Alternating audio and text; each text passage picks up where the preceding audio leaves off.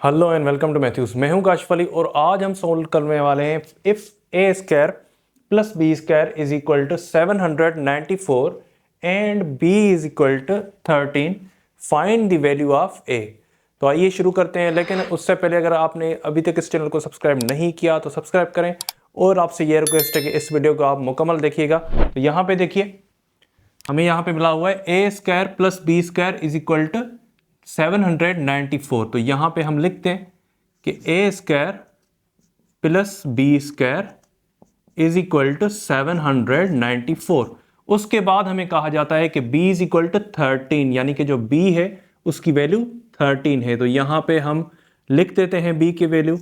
यहां पे देखिए a square plus b square, यानी कि b की वैल्यू जो है वो 13 है, उसको स्क्वायर है, वो बराबर होता है, इक्वल होता है 794 के।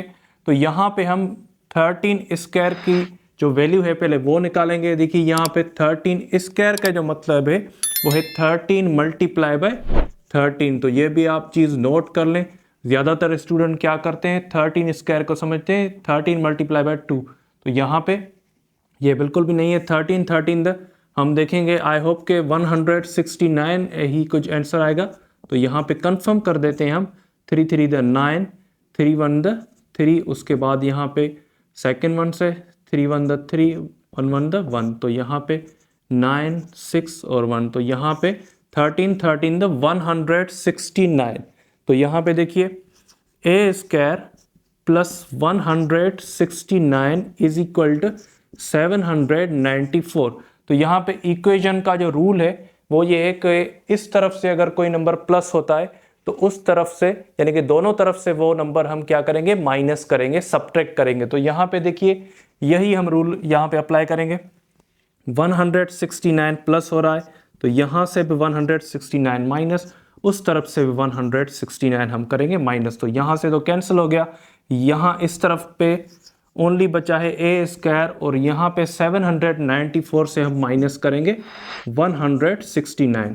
तो यहाँ पे देखिए 4 से 9 माइनस नहीं हो रहा, 14 से 9 तो यहाँ पे 5 आ गया, यहाँ पे 8 बचा, 8 से 2 तो यहाँ 8 से 6 तो यहाँ पे 2 बचा, और 7 से 1 माइनस करेंगे तो यहाँ पे 6 बचा। तो यहाँ पे क्या हुआ, ए स्क्वायर इज इक्वल टू 600, यहाँ पे 25। तो अगेन यहाँ पे इक्वेशन जो है वो बिल्कुल भी ऑपोजिट होती है। अगर कोई यहाँ से साइन वहां चली जाए तो उसकी बिल्कुल भी ऑपोजिट होती है। यहाँ पे देखिए ये स्क्वायर है तो स्क्वायर उस तरफ जाएगा, या फिर दोनों तरफ से हमें वही करना होता है। देखिए किस तरह से ए स्क्वायर है तो यहाँ पे अंडर रूट, यहाँ पे भी अंडर रूट में आ जाएगा। तो यहाँ पे ये जो स्क्वायर है वो अंडर रूट में कैंसिल हो जाता है। तो यहाँ पे a इज इक्वल टू, अब यहाँ पे अंडर रूट है तो हमें क्या करना है, इसका सिंपली स्क्वायर रूट निकालना है। देखिए बहुत ही आसान हो जाएगा अगर ये परफेक्ट स्क्वायर हुआ तो।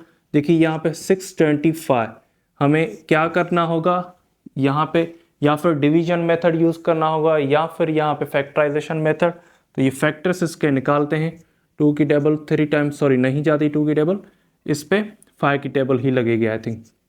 यस, 5 1 5, यहाँ पे 5 2 10, 2 यहाँ पे 5 5 25। तो 5 की टेबल अगेन 2 टाइम, यहाँ पे 5 टाइम, 5 की टेबल 5 टाइम और 5 की टेबल 1 टाइम। तो यहाँ पे अब स्क्वायर रूट निकालना है तो दो इनके पेयर निकालने।